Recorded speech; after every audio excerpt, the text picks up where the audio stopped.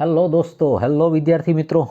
તમે બધા જાણો છો કે વિદ્યાર્થી જીવનમાં સ્ટોરીનું ખૂબ મહત્ત્વ હોય છે.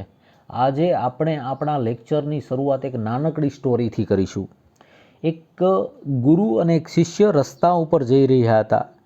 ત્યાં શિષ્યને પગમાં ઠોકર લાગી તો એક ત્યાં પથ્થર હતો. એટલે શિષ્યએ ગુરુજીને પૂછ્યું કે આ પથ્થર જેવું નક્કર બીજું કંઈ હોઈ શકે કે પથ્થરથી વધારે કોઈ કઠણ કંઈ હોઈ શકે? એટલે ગુરુજીએ જવાબ આપ્યો કે હા, કે લોખંડ છે ને એ પથ્થર કરતાં વધુ કઠણ હોય છે, જે પથ્થરને પણ કાપી શકે છે. એટલે શિષ્યએ ફરીથી પૂછ્યું તો એનો મતલબ એમ થયું લોખંડ એ સૌથી વધુ નક્કર અને ઉત્તમ ગણી શકાય? તો ગુરુજીએ ના પાડ્યું કે નહીં, કે લોખંડને છે ને આગ ઓગળાવી નાખે છે, કે પીગળાવી શકે છે. તો શિષ્યએ પાછું પૂછ્યું તો એ આગને આપણે સૌથી વધુ ઉત્તમ ગણી શકીએ, સૌથી વધુ નક્કર ગણી શકીએ, સૌથી વધુ કઠણ ગણી શકીએ? તો ગુરુજીએ પાછી ના પાડી. ગુરુજી કે ના, કે પાણી છે ને એ આગને ઓલવી નાખે છે. તો શિષ્ય હવે મૂંઝાણો. શિષ્યએ કીધું કે તો એનો મતલબ એ પાણી સૌથી વધુ નક્કર કે સૌથી વધુ ઉત્તમ કહી શકાય? તો ગુરુજીએ ફરીવાર ના પાડી કે નહીં, કે પાણીને છે ને હવા સૂકવી નાખે છે. હવા શું છે? પાણીને સૂકવી નાખે છે. એટલે શિષ્યએ કીધું કે તો એનો મતલબ એમ થયો સૌથી વધુ ઉત્તમ અને સૌથી વધુ નક્કર હવા થઈ. તો ગુરુજીએ ના પાડી. એટલે શિષ્યએ કીધું કે ગુરુજી, હવે તમે બતાવી આપો કે સૌથી વધુ નક્કર અને સૌથી વધુ ઉત્તમ શું ગણી શકાય? ત્યારે ગુરુજીએ જવાબ આપ્યો કે વિદ્યાર્થી જીવનમાં વિદ્યાર્થીનો જે સંકલ્પ હોય એ સંકલ્પ સૌથી મોટો ઉત્તમ, સૌથી વધુ ઉત્તમ અને સૌથી વધુ નક્કર હોઈ શકે છે, જે બધું કરી શકે છે. એટલે કે કોઈ પણ સંકલ્પ વગરનું સાહસ કોઈ કામનું નથી. એટલે સ્વામી વિવેકાનંદે કીધું છે કે કોઈ પણ સાહસિક વિદ્યાર્થી હરેક પળે કશું ને કશું કંઈક કરવા તૈયાર રહે છે. એટલે આપણે આપણી જ કિંમત ઓછી આંકીએ છીએ, એટલે પરિણામ પણ એવું જ આપણને મળે છે. તેથી વિદ્યાર્થી મિત્રો, સંકલ્પના બળિયા બનો અને મૂલ્યવાન બનો.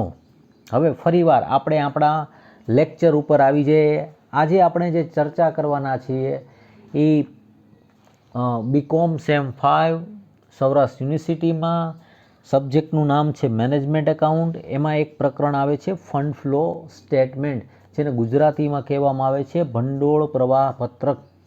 બોર્ડ સૌરાષ્ટ્ર યુનિવર્સિટીની એક્ઝામિનેશનમાં પરીક્ષાની અંદર આ દાખલો 20 માર્કમાં દાખલો પૂછાય છે. અને 10 વર્ષના દાખલા અહીંયા હું તમને ગણાવવાનો પ્રયત્ન કરીશ. વિદ્યાર્થી મિત્રો, માત્ર આ 10 દાખલા તમે ગણી લેજો કે તમારા 20 માર્કમાંથી એક પણ માર્ક ઓછો આવશે નહીં. બરાબર છે? તો ચાલો વિદ્યાર્થી મિત્રો, આપણે એકવાર ફરીવાર આપણી એકાઉન્ટની યાત્રા ઉપર, કોમર્સની યાત્રા પર નીકળી પડીએ. આપણા પ્રકરણનું નામ છે fund flow statement, BCom sem 5. Fund flow સ્ટેટમેન્ટની ગણતરી કરવા માટે થઈને તેને બે ભાગમાં આપણે વહેંચી શકીએ. એક ભાગમાં આપણે બનાવશું વર્કિંગ કેપિટલ સ્ટેટમેન્ટ અને બીજા ભાગની અંદર necessary account, P&L adjustment account અને ફંડ ફ્લો સ્ટેટમેન્ટ. એટલે સૌથી પહેલાં આપણે પ્રથમ ભાગ તૈયાર કરવો પડશે, વર્કિંગ કેપિટલ સ્ટેટમેન્ટ. અને તમે જાણો છો કે કરંટ અસેટ્સમાંથી કરંટ લાયબિલિટી એટલે કે ચાલુ મિલકતોમાંથી ચાલુ દેવા બાદ કરવાથી આપણને વર્કિંગ કેપિટલ સ્ટેટમેન્ટ મળે છે, વર્કિંગ કેપિટલ મળે છે. વર્કિંગ કેપિટલનો મતલબ છે કાર્યશીલ મૂડી. એટલે કે કોઈ પણ કંપની હોય છે, એ કંપનીને તેની કાર્યશીલ મૂડીમાં વધારે રસ હોય છે. તો કે કાર્યશીલ મૂડી એટલે કે વર્કિંગ કેપિટલમાં સૌથી વધુ ઇન્ટરેસ્ટ હોય છે. શું કામ વર્કિંગ કેપિટલમાં વધુ ઇન્ટરેસ્ટ હોય છે? તો કે working capital A day to day business run કરવા માટે થઈને વર્કિંગ કેપિટલ ઉપર સતત કંપનીની નજર હોવી જોઈએ. જે કંપનીની વર્કિંગ કેપિટલ ઉપર અસર થાય છે એ કંપનીને આવનારા સમયની અંદર તેના બિઝનેસ ઉપર પણ અસર કરી શકે છે. તો તમને એવો પણ પ્રશ્ન થઈ શકે કે કંપની શું કામ ફંડ ફ્લો સ્ટેટમેન્ટ તૈયાર કરે છે? વિદ્યાર્થી મિત્રો, કંપનીને નેટ પ્રોફિટ એટલે કે ચોખ્ખો નફો નેટ પ્રોફિટ ક્યાંથી મળી શકે છે? તો કે પ્રોફિટ એન્ડ લોસ એકાઉન્ટમાંથી મળી જાય છે. કંપનીની આર્થિક પરિસ્થિતિ, ઇકોનોમિકલ કન્ડિશન લોંગ ટર્મની અંદર, લાંબા ગાળાની અંદર સારી છે કે નથી તે જાણવા માટે થઈને તેઓ બેલેન્સ શીટ એટલે પાકું સરવૈયું તૈયાર કરે છે. તો અહીંયા વર્કિંગ કેપિટલની પરિસ્થિતિ જાણવા માટે 2020 અને 2021ની વચ્ચે કંપનીની વર્કિંગ કેપિટલની અસર શું આવી, કંપની પાસે ફંડ ક્યાંથી આવ્યું, કયા રિસોર્સમાંથી આવ્યું, એ ફંડનો ઉપયોગ કઈ કઈ જગ્યા ઉપર કર્યો તે જાણવા માટે થઈને ફંડ ફ્લો સ્ટેટમેન્ટ તૈયાર કરવામાં આવે છે. ફંડ ફ્લો સ્ટેટમેન્ટને આપણે બે ભાગમાં વહેંચશું. સૌથી પહેલાં આપણે વર્કિંગ કેપિટલ સ્ટેટમેન્ટ તૈયાર કરશું, જેમાં current assets minus current liability બાદ કરીશું.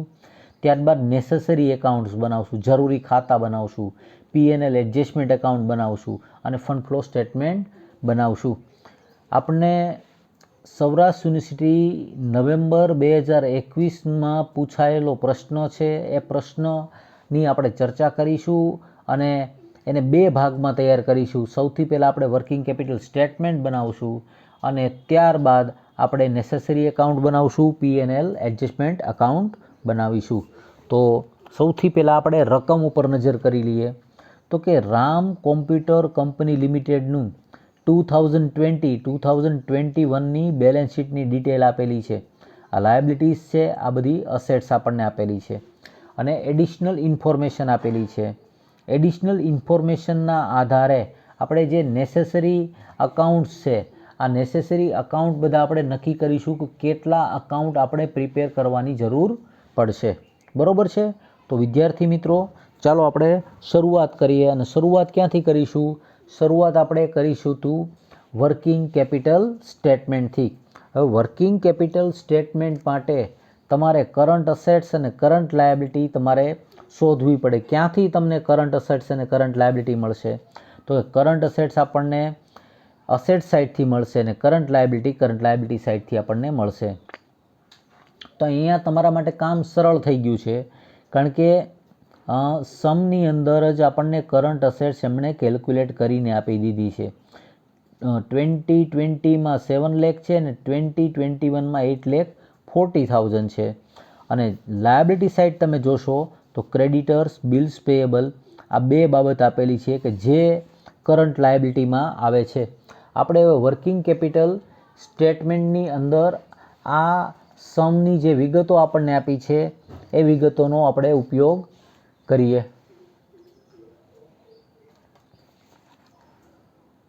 તો સૌથી પહેલાં કરંટ અસેટ્સ. એ કરંટ અસેટ્સનો આપણે ટોટલ જ આપી દીધેલો છે 7 લાખ અને 8,40,000. એટલે આપણે અહીં લખશું 7 લાખ, અહીંયા 8,40,000 આપણને આપી દીધા છે, તે લઈ લીધા.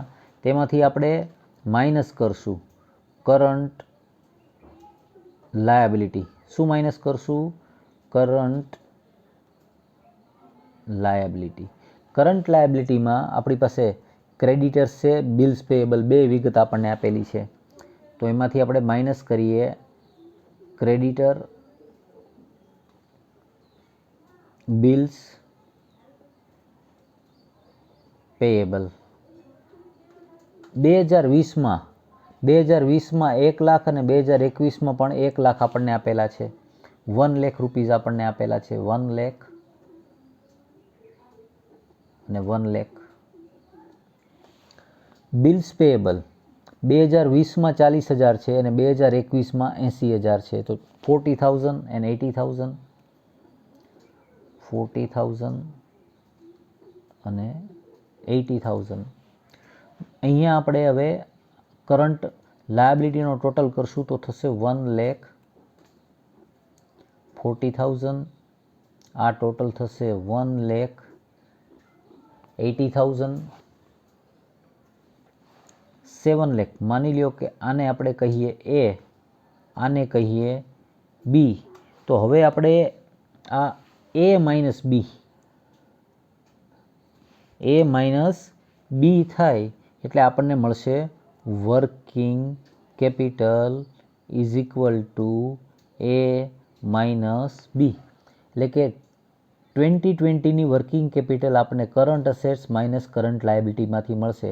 7 લાખમાંથી 1,40,000 બાદ કરીએ એટલે આપણને મળશે 5,60,000. અને એવી રીતે 8,40,000માંથી 1,80,000 બાદ કરશું એટલે 8,40માંથી પહેલાં 1 લાખ આપણે બાદ થાય એટલે 7,40 અને 7,40માંથી પાછા બીજા આપણે 1,80,000 બાદ કરશું એટલે મારા ખ્યાલથી આવશે 6,60,000. 2020ની વર્કિંગ કેપિટલ આવી 5,60,000. 2021ની વર્કિંગ કેપિટલ આવી 6,60,000. તો એનો મતલબ થયો આ બંને વર્ષ વચ્ચે 2020 અને 2021માં 1 લાખ રૂપીઝનો ઇન્ક્રીઝ થયો છે. 1 લાખ રૂપિયાનો કાર્યશીલ મૂડીમાં વધારો થયો છે. વર્કિંગ કેપિટલ 1 લાખ રૂપીઝમાં. તો અહીં આપણે લખી શકીએ increase in working capital 1 lakh rupees. અહીંયા આપણું વર્કિંગ કેપિટલ સ્ટેટમેન્ટ આ પૂરું થઈ જાય એટલે કે પાર્ટ 1 પૂરો થાય. પરંતુ પાર્ટ 1 પૂરો થાય અને વર્કિંગ કેપિટલ સ્ટેટમેન્ટનો આપણો આ જે આન્સર આવ્યો છે increase in working capital 1 lakh rupees એટલે કે કાર્યશીલ મૂડીમાં વધારો કેટલો થયો છે 1 લાખ રૂપિયાનો, તે આપણે ફંડ ફ્લો સ્ટેટમેન્ટમાં ક્યાં એને લખીશું આપણે ફંડ ફ્લો સ્ટેટમેન્ટમાં. ફંડ ફ્લો સ્ટેટમેન્ટની અંદર આપણે ઇન્ક્રીઝ ઇન વર્કિંગ કેપિટલ છે એટલે એનો એપ્લિકેશન ઓફ ફંડ સાઇડ લખીશું ઇન્ક્રીઝ ઇન વર્કિંગ કેપિટલ. કેટલા રૂપિયા છે તો કે 1 લાખ રૂપીઝ.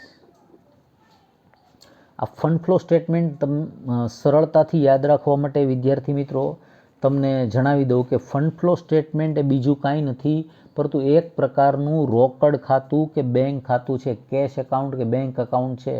જેટલા પણ પૈસા આવશે, જેટલા રૂપિયા આપશે, જેટલું ભંડોળ આવશે, જેટલું ફંડ આવશે એ બધું ડેબિટ થશે.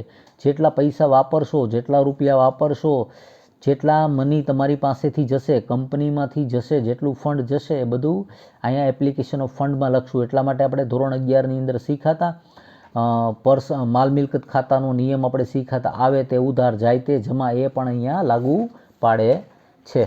એટલે આપણું સૌથી પહેલાં સ્ટેટમેન્ટ તૈયાર થઈ ગયું વર્કિંગ કેપિટલ સ્ટેટમેન્ટ. બરાબર છે. હવે વિદ્યાર્થી મિત્રો આપણે પાછા આગળ વધીએ.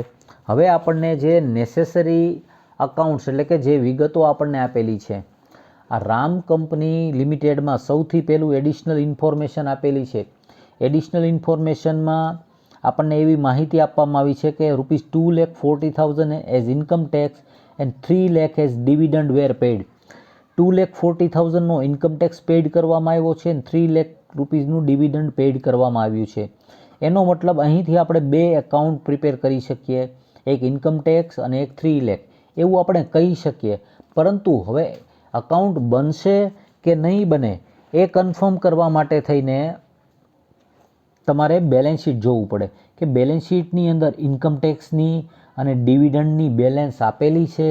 તો લાયબિલિટી સાઇડ તમે જોશો તો ઇન્કમ ટેક્સની બેલેન્સ આપેલી છે એટલે કે પ્રોવિઝન ફોર ટેક્સની બેલેન્સ આપેલી છે પરંતુ ડિવિડન્ડની કોઈ બેલેન્સ આપેલી નથી. તો એનો મતલબ છે આપણે માત્ર ઇન્કમ ટેક્સનું અકાઉન્ટ પ્રિપેર કરી શકીશું, ડિવિડન્ડનું અકાઉન્ટ તૈયાર થશે નહીં.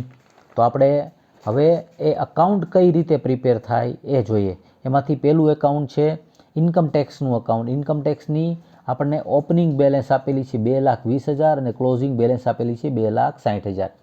વિદ્યાર્થી મિત્રો જ્યારે અકાઉન્ટ પ્રિપેર કરવાની વાત આવશે ત્યારે યાદ રાખો કે લાયબિલિટી સાઇડથી તમે કોઈ પણ અકાઉન્ટ પ્રિપેર કરશો તો એની ઓપનિંગ બેલેન્સ ક્રેડિટ સાઇડ આવશે અને ક્લોઝિંગ બેલેન્સ આવશે ડેબિટ સાઇડ.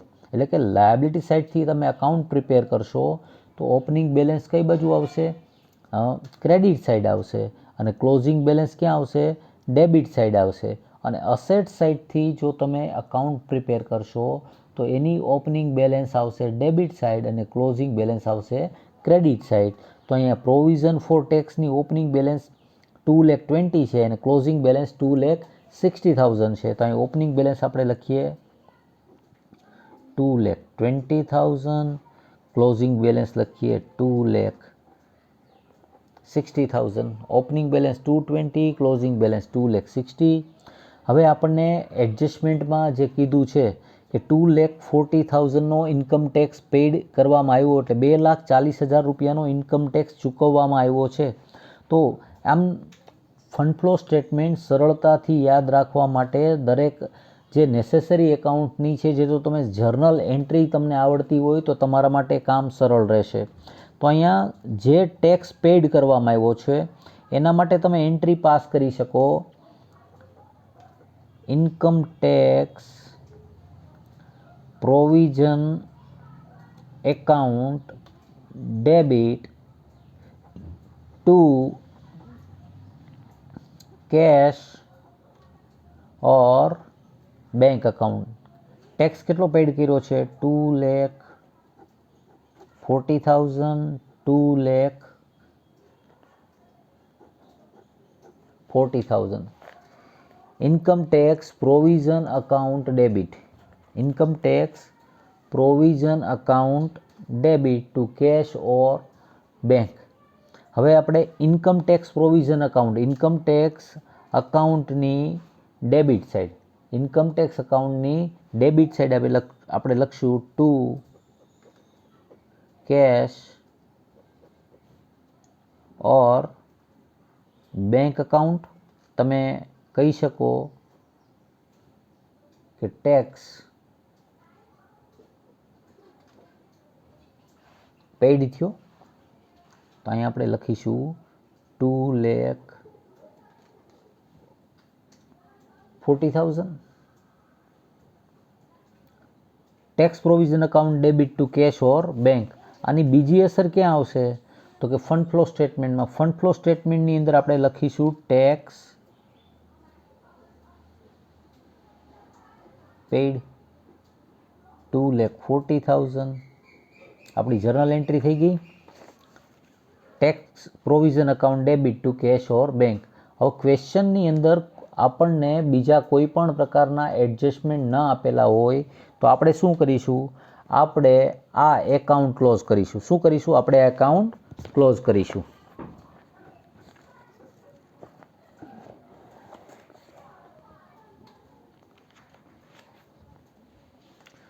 આ અકાઉન્ટ આપણે ક્લોઝ કરીશું. તો અહીંયા જોઈએ કે આપણો જે ટોટલ છે એ ટોટલ ડેબિટ સાઇડનો ટોટલ વધારે છે. ડેબિટ સાઇડનો ટોટલ આપણે આ ટોટલ થશે 5 લાખ રૂપીસ. આ 5 લાખ રૂપીસ આપણે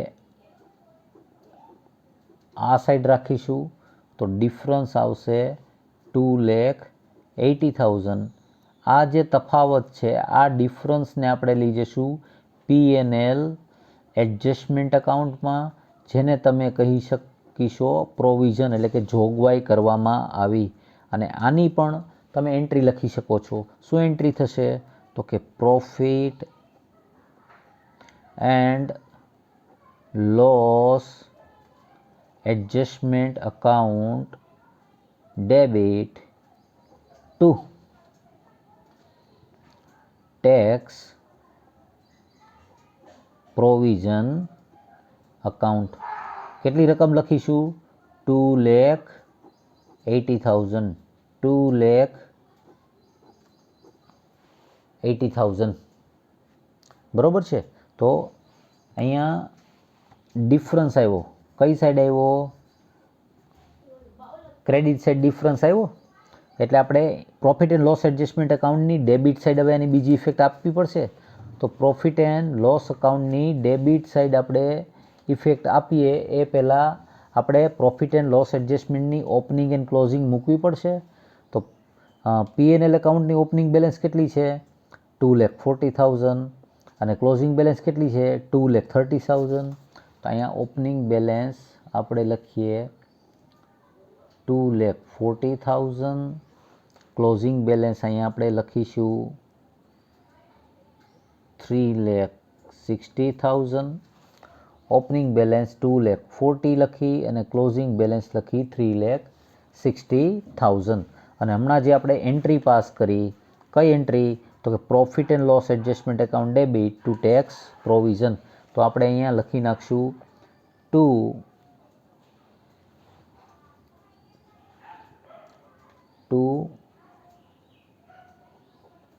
ટેક્સ પ્રોવિઝન. કેટલા લખીશું? Two tax પ્રોવિઝનમાં 2,80,000. 2,80,000 એટલે આપણો જે ફર્સ્ટ એડજસ્ટમેન્ટ હતો, આ ફર્સ્ટ એડજસ્ટમેન્ટ કમ્પ્લીટ થઈ ગયો. આપણે શું કર્યું ફર્સ્ટ એડજસ્ટમેન્ટમાં? તો ઇન્કમ ટેક્સનું અકાઉન્ટ ક્લોઝ થઈ ગયું. હવે આવ્યું dividend were pad. Dividend were pad, dividend પણ ચૂકવવામાં આવ્યા હતા. તો ડિવિડન્ડ આપણે જે ચૂકવવામાં આવ્યું છે, તો ડિવિડન્ડનું એકાઉન્ટ નથી, પરંતુ ડિવિડન્ડની આવી જ રીતે બે એન્ટ્રી પાસ થશે. કઈ એન્ટ્રી પાસ થશે તો એ પણ સમજી લઈએ. તો કે ડિવિડન્ડ ચૂકવવામાં આવ્યું છે, તો એન્ટ્રી આપણે લખીશું dividend account debit to cash. Dividend આપણે પેઇડ કરવામાં આવ્યું છે 3 લાખ રૂપીસ. અને બીજી એન્ટ્રી આપણે લખીશું પ્રોવિઝનની. જેટલું ડિવિડન્ડ પેઇડ કર્યું છે એટલી પ્રોવિઝન કરવામાં જ આવી હોય, એટલા માટે આપણે એમ કહી શકીએ કે profit and loss adjustment account debit કેટલા આવશે? 3 lakh rupees to dividend account, મતલબ પ્રપોઝ ડિવિડન્ડ અકાઉન્ટ, આ 3 લાખ રૂપીસ. હવે આ બંનેની અસર, એક પ્રોફિટ એન્ડ લોસની ડેબિટ સાઈડ આવશે અને ટુ કેશ અકાઉન્ટ એટલે કે મતલબ ફંડ ફ્લો સ્ટેટમેન્ટની ક્રેડિટ સાઈડ આવશે. આપણે આની બે અસર આપણે આપી શકીશું.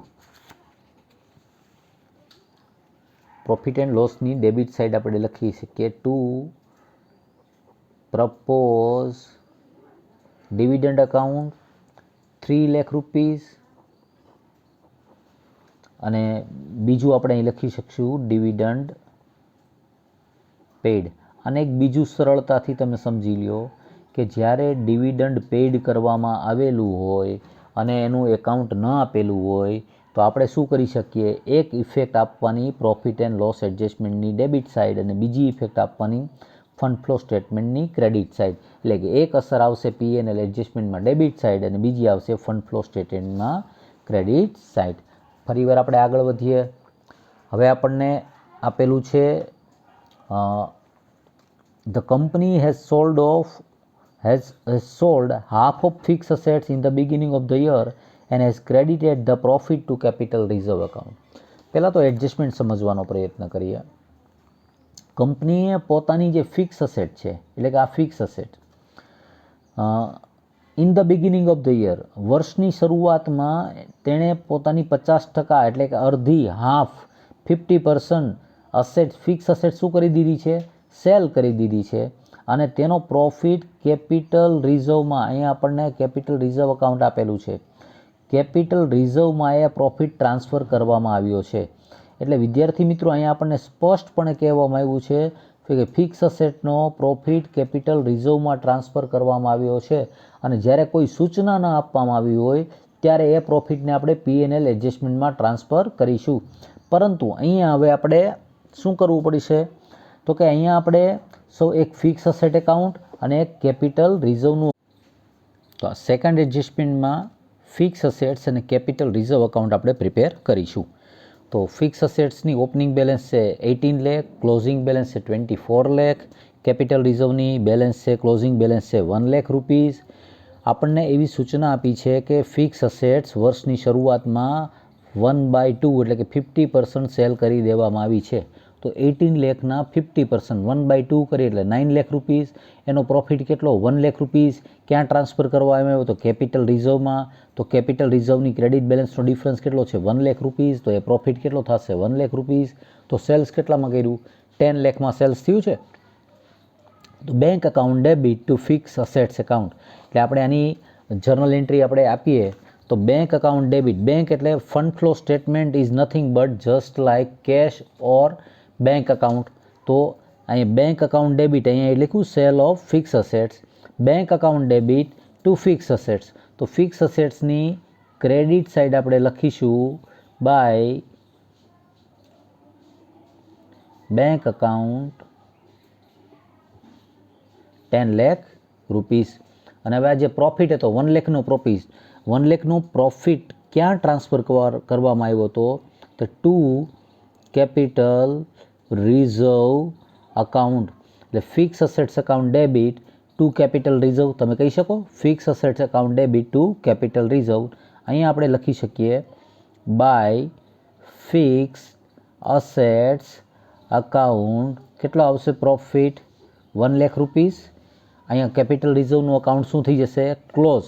પણ ફિક્સ અસેટનું અકાઉન્ટ ક્લોઝ કરતાં પહેલાં આપણે જોવું પડશે. શું જોવું પડશે કે ભાઈ ફિક્સ અસેટ્સ રિલેટેડ ઓર કોઈ બીજા એડજસ્ટમેન્ટ તમને આપવામાં આવ્યા છે કે નહીં.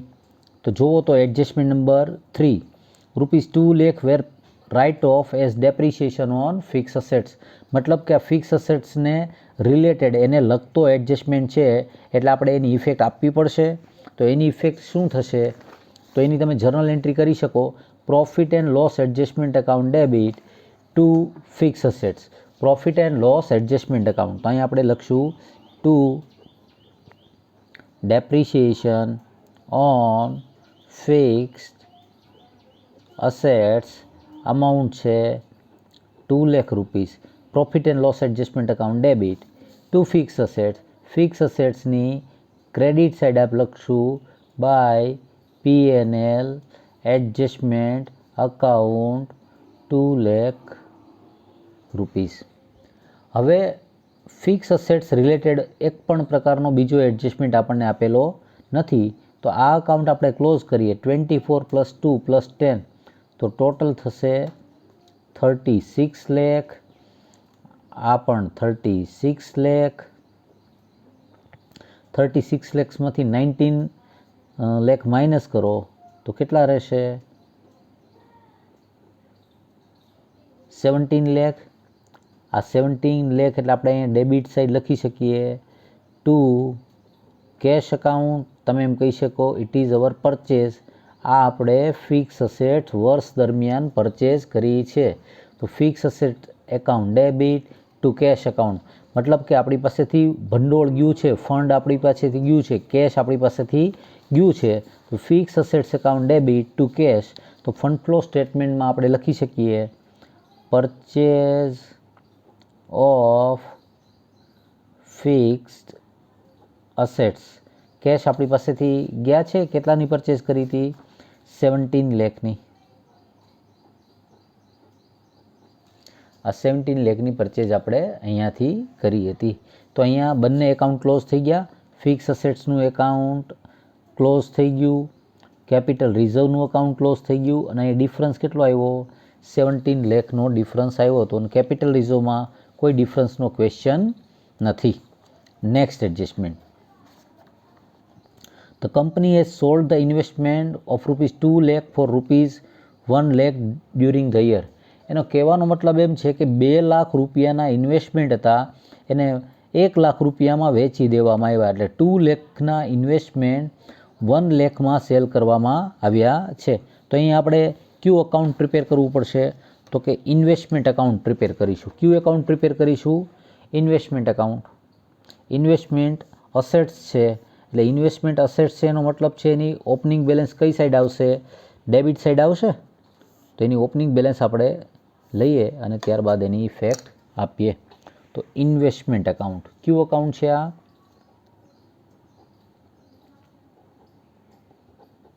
Investment account. Opening balance debit side આવશે. ઇન્વેસ્ટમેન્ટની ઓપનિંગ બેલેન્સ આપણને આપવામાં આવી છે 4 લાખ રૂપીસ. ક્લોઝિંગ બેલેન્સ આપવામાં આવેલી છે 3 લાખ રૂપીસ. અને એડજસ્ટમેન્ટ ફરીવાર જોઈએ કે 2 લાખ રૂપીસના ઇન્વેસ્ટમેન્ટ 1 લાખ રૂપીસમાં સેલ કરવામાં આવ્યા છે એટલે 1 લાખનો લોસ થયો છે. તો આપણે એમ કહી શકીએ કે bank account debit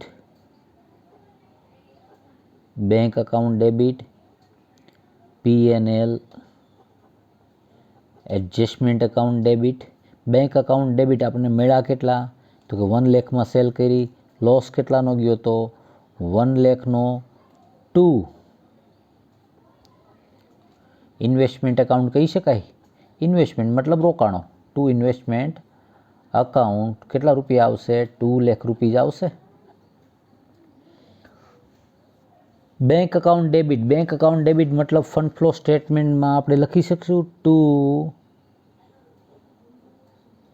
cell of investment.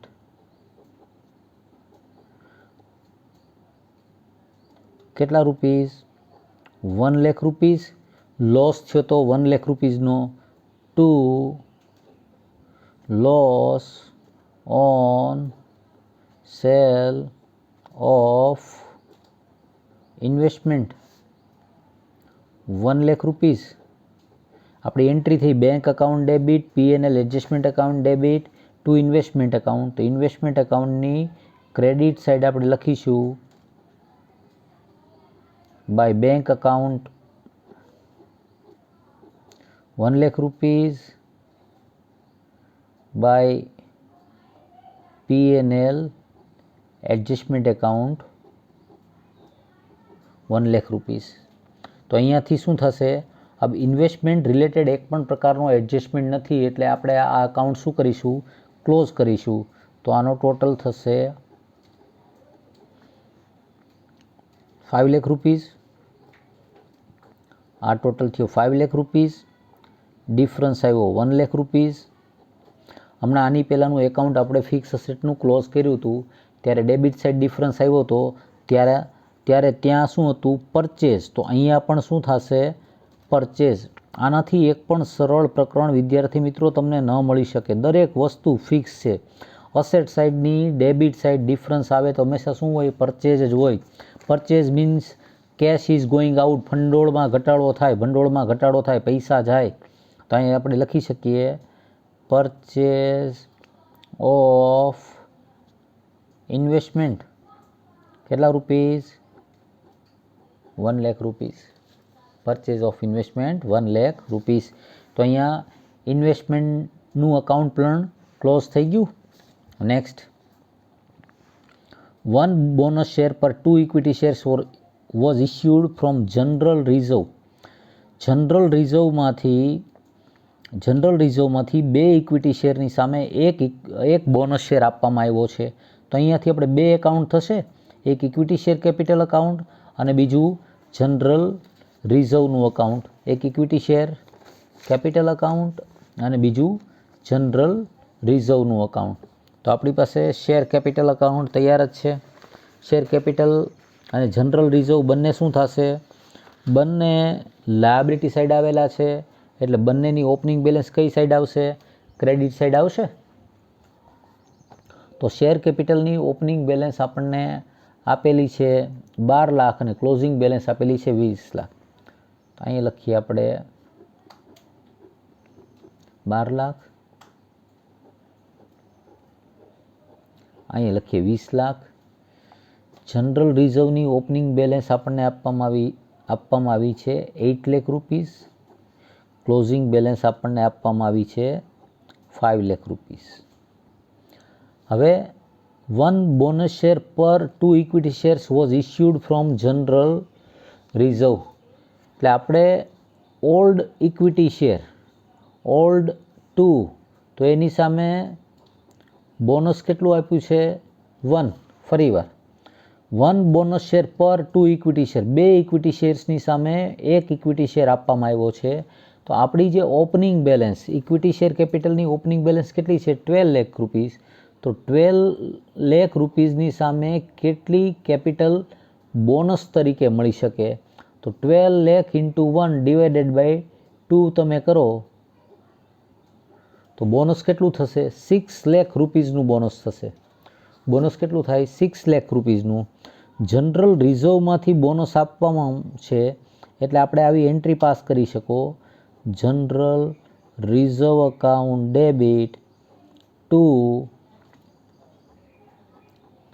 Share holders bonus account. General reserve account debit two share holders bonus account. Amount કેટલી છે? 6 લાખ રૂપીઝ. કેટલી છે? 6 લાખ રૂપીઝ. તો અહીંયા આપણે જનરલ રિઝર્વની ડેબિટ સાઈડ આપણે લખી શકીએ two share holders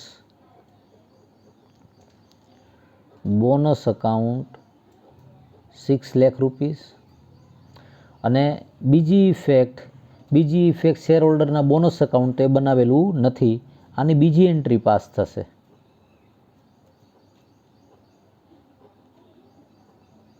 share holders bonus account debit to equity share capital account. તો આપણે અહીંયા રકમ લખી શકીએ 6 લાખ રૂપીસ. અહીંયા લખી શકીએ 6 લાખ રૂપીસ.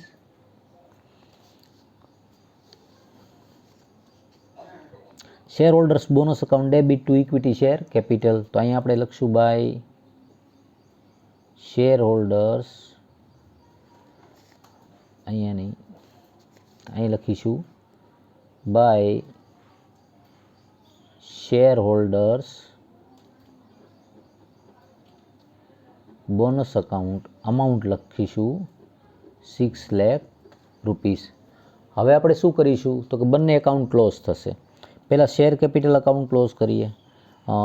શેર કેપિટલ અકાઉન્ટમાં તો ડેબિટ સાઇડનો ટોટલ છે 20 lakh rupees.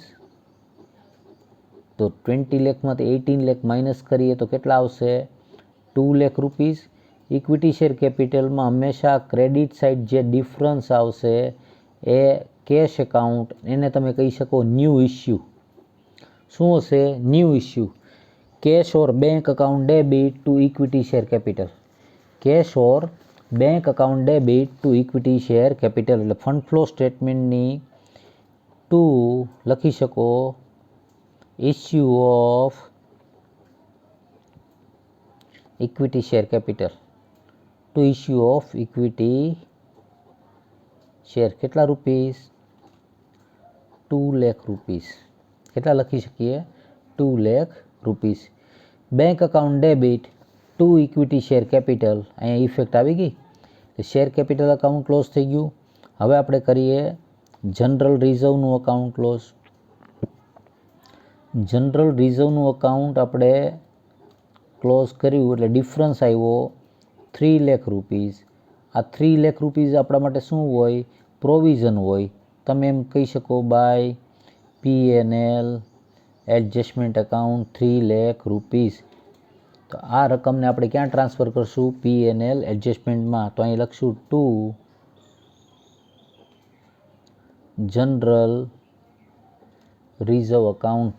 General reserve account કેટલા લખીશું 3 લાખ રૂપીસ. એનો મતલબ બધા જ એડજસ્ટમેન્ટ પૂરા થઈ ગયા. વર્કિંગ કેપિટલ સ્ટેટમેન્ટના પણ વર્કિંગ કેપિટલ સ્ટેટમેન્ટની પણ ઇફેક્ટ આવી ગઈ. હવે વિદ્યાર્થી મિત્રો શું જોવાનું આપણે? હવે જોવાનું કે દરેકે દરેક વિગત એકવાર ધ્યાનમાં આવી જવી જોઈએ.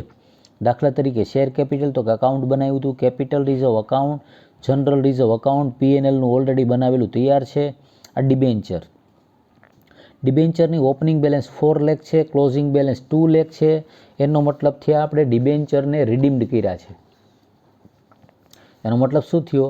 ડિબેન્ચરને રિડીમ્ડ કર્યા છે એટલે કે ડિબેન્ચર હોલ્ડરને રકમ આપણે પાછી આપી દીધી છે.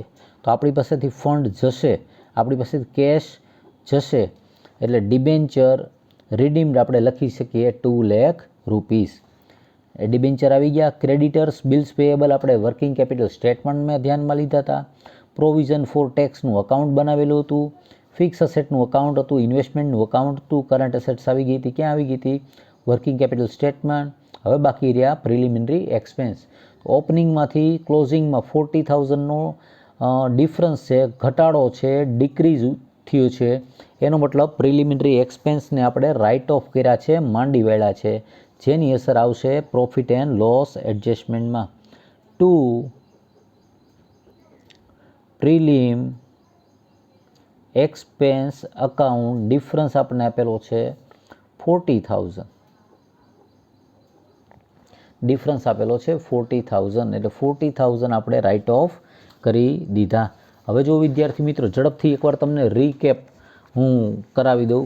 સૌથી પહેલાં આપણે વર્કિંગ કેપિટલ સ્ટેટમેન્ટ બનાવ્યું હતું. આ ઇન્ક્રીઝ ઇન વર્કિંગ કેપિટલ આપણે ક્યાં આપી દીધું હતું? Increase in working capital application of fund side આપણે આપી દીધું હતું. ત્યારબાદ આપણે બધા નેસેસરી એકાઉન્ટ બનાવ્યા. એક ઇન્કમ ટેક્સનું અકાઉન્ટ બનાવ્યું, fix asset capital reserve, investment અને શેર કેપિટલ જનરલ રિઝર્વ. અને હવે બાકી છે પ્રોફિટ એન્ડ લોસ એડજસ્ટમેન્ટ અને ફંડ ફ્લો સ્ટેટમેન્ટ. બધી ઇફેક્ટ આવી જાય એટલે આપણે પ્રોફિટ એન્ડ લોસ એડજસ્ટમેન્ટ એકાઉન્ટને શું કરવાનું? ક્લોઝ કરવાનું. એનું ટોટલ કરીએ 2,80,000 પ્લસ 5 લાખ પ્લસ 4,40,000 અને પ્લસ 3,60,000. એટલે ટોટલ આવ્યો આપણો 15,80,000. આ સાઈડનો ટોટલ આવ્યો 15,80,000. આ સાઈડ લખશું 15,80,000. 15,80,000 માઇનસ આપણને આપવામાં આવેલા છે 2 લાખ માઇનસ 2,40,000. તો ડિફરન્સ આવશે 13,40,000. તમે એમાં લખી શકો બાય એડજસ્ટેડ પ્રોફિટ. શું લખી શકાય? By adjusted profit. આ જે ડિફરન્સ આવશે એ ડિફરન્સને આપણે ફંડ ફ્લો સ્ટેટમેન્ટમાં અહીંયા સોર્સિસ સાઈડ લખશું એડજસ્ટેડ પ્રોફિટ 13,40,000. 13,40,000. હવે આપણે એનો ટોટલ કરી જોઈએ. 13,40,000 plus 3 lakh and plus 10 lakh. તો ટોટલ થયો 26,40,000. અને આ સાઈડ 26,40,000માંથી આપણે માઇનસ કરતા જાય. Minus 1 lakh minus 2 lakh 40,000 minus 3 lakh minus 17 lakh minus 1 lakh and minus 2 lakh મતલબ 0. એનો મતલબ આ સાઈડનો પણ ટોટલ કેટલો આવ્યો? 26,40,000. એનો મતલબ થયો વિદ્યાર્થી મિત્રો કે ફંડ ફ્લો સ્ટેટમેન્ટની બંને સાઈડનો સરવાળો આપણને મળી જાય છે. સોર્સિસ સાઈડનો જેટલો ટોટલ આવે એટલો ટોટલ એપ્લિકેશન સાઈડનો થવો જોઈએ. તો વિદ્યાર્થી મિત્રો આ હતો આપણે સૌરાષ્ટ્ર યુનિવર્સિટીની અંદર એક્ઝામિનેશનની અંદર પૂછાયેલો 2021ની અંદરનો સમ હતો. પ્રકરણનું નામ હતું ફંડ ફ્લો સ્ટેટમેન્ટ. અને આપણે પ્રયત્ન કર્યો કે પૂરેપૂરો સમ કઈ રીતે ગણી શકાય અને કઈ રીતે સમજી શકાય તે માટે. તમને બધાને એક મારી ખાસ રિક્વેસ્ટ છે કે આ સમ ગણ્યા પછી તમે જાતે ગણ્યા પછી તમને કોઈ પણ પ્રકારના પ્રશ્નો હોય તો તમે મને મારો નંબર છે આ વોટ્સઅપ નંબર છે 9106634426 પર કોઈ પણ પ્રકરણના કોઈ પણ એકાઉન્ટના દાખલા તમે મને મોકલી શકો છો જે આપણે સોલ્વ કરવાનો પ્રયત્ન કરીશું. બરાબર. આ ફંડ ફ્લો સ્ટેટમેન્ટની ડિમાન્ડ પણ એક વિદ્યાર્થી દ્વારા કરવામાં આવી હતી એટલે આપણે આ ગણીને આપણે મૂકવાની શરૂ કરી દીધી છે. આ જ રીતે બીજા યુનિવર્સિટીના દાખલાઓ પણ આપણે આગળ ગણીશું. તો વિદ્યાર્થી મિત્રો તમને બધાને રવિવારની રજાની શુભેચ્છા સાથે આપણે આ લેક્ચર કમ્પ્લીટ કરીએ છીએ. Okay, thank you very much.